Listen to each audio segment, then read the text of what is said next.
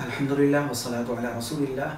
خانہ کعبے کا طواف کرتے ہوئے اگر وضو ٹوٹ جائے تو اسی جگہ سے طواف کا سلسلہ روک دینا چاہیے، اس لیے کہ بغیر وضو کے طواف نہیں ہوتا ہے، اور جلدی سے دوبارہ وضو کر کے جہاں سے طواف چھوڑا ہے وہیں سے طواف شروع کر دیں۔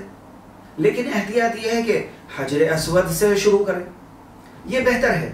اسی طرح یہ بھی بہتر ہے کہ اگر طواف کے 4 چکر سے کم ہوئے ہوں تو ایسی صورت میں بالکل شروع سے طواف کرنا یہ زیادہ بہتر ہے۔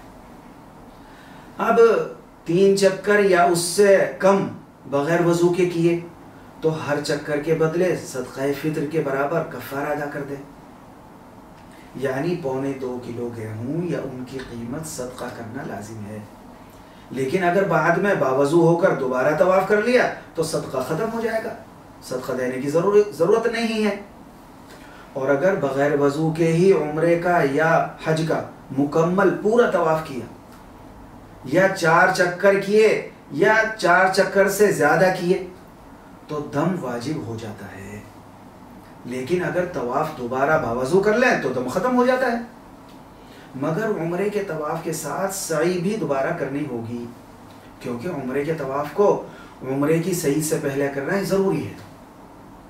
اور اگر پورا نفلی طواف بغیر وضو کے کیا، اس صورت میں 7 چکروں میں سے ہر چکر کے بدلے صدقہ فطر کے برابر کفارہ ادا کرتے ہیں، یعنی 2.25 کلو گیہوں یا ان کی قیمت صدقہ کرنا لازم ہے۔